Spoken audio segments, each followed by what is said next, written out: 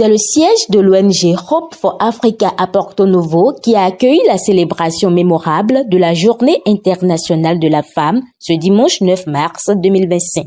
Organisée par l'ONG Better Friendships in Actions, en abrégé Be Free Actions et Hope for Africa, cet événement a pris la forme d'un workshop dédié aux enseignantes sous le thème Vie professionnelle et familiale. Comment atteindre l'équilibre? Dès leur arrivée, les enseignantes, les responsables des ONG et les panélistes ont été chaleureusement installés, donnant le ton d'une journée riche en échanges et en partage.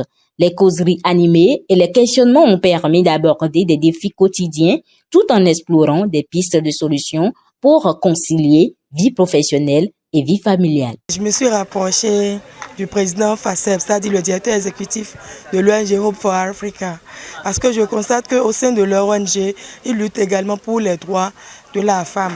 Donc ensemble, j'ai voulu confédérer les forces pour pouvoir entretenir les femmes enseignantes sur les défis qui les attendent en tant que femmes et en tant qu'enseignantes.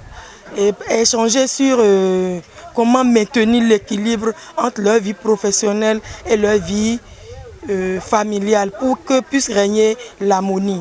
J'ai fait la connaissance d'une dame que j'appelle affectueusement maman, je l'appelle également Amazon. Elle a été institutrice, elle a été professeure certifiée d'anglais. Elle intervient aujourd'hui au supérieur en tant que professeure de l'université. J'ai également invité Madame Chantal Yerouenou, puisqu'elle est enseignante, elle est professeure certifiée d'anglais et elle est également entrepreneur.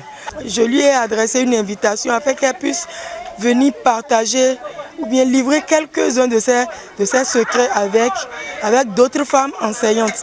L'objectif, c'est de puiser de sa gibecière ces stratégies, ces astuces qui l'amènent quand même à concilier de façon agréable sa vie professionnelle en tant que tout ce que j'ai dit, institutrice, actuelle professeure certifiée, actuelle professeure d'université et chef à la CNBU. Comment elle réussit à maintenir cet équilibre avec tout ce qu'elle a fait à la maison en tant qu'épouse, en tant que mère, en tant que belle-mère et autres. Notre thème d'aujourd'hui est la bienvenue. Pourquoi? Parce que beaucoup de femmes, fonctionnaires et autres, même les vendeuses aussi, en souffrent.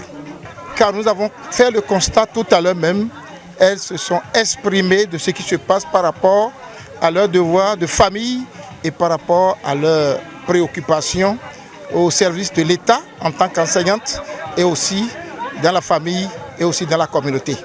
Donc ça fait que le temps nous a vraiment manqué et nous nous sommes dit nous allons organiser encore des séances comme ceci pour 2 jours pour les enseignants, pour les motiver, pour les sensibiliser, pour ne pas avoir toujours de stress. Car elles ont parlé de stress qui crée des AVC, qui crée des déséquilibres parmi les enfants, leurs propres enfants, et parfois d'autres laissent leur mari à cause du stress. Pour les participantes, ce workshop a été une véritable bouffée d'oxygène. L'émotion était palpable, notamment lors des échanges sincères et des témoignages touchants. Ces moments ont rappelé l'importance de créer des espaces où les femmes peuvent s'exprimer librement et se ressourcer. Les impressions sont bonnes, en ce sens que on a eu beaucoup de partage d'expériences sur comment, dans la réalité, il faut concilier la vie professionnelle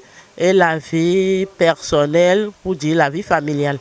Une femme qui travaille doit forcément avoir le soutien de son époux, en ce sens que ça lui permettra d'être épanouie. Et pour que cela se fasse, il faut la communication, l'humilité. Il ne faut pas se dire je travaille, j'ai les grands diplômes et que je suis l'égal de l'homme. Quand on parle de autonomisation de la femme, égalité de la femme par rapport à l'homme, il faut contextualiser. Nous sommes en Afrique. Et en Afrique, il y a des préalables. Et ces préalables, c'est beaucoup communiquer, informer son mari de tout ces actes, ces déplacements, et ensemble, on trouve un terrain d'entente pour qu'il y ait vraiment épanouissement au niveau professionnel ainsi qu'au niveau familial. Je suis satisfaite de l'explication, la définition et les approches solutions que les panélistes ont données. Le petit secret, c'est tout part de la maison.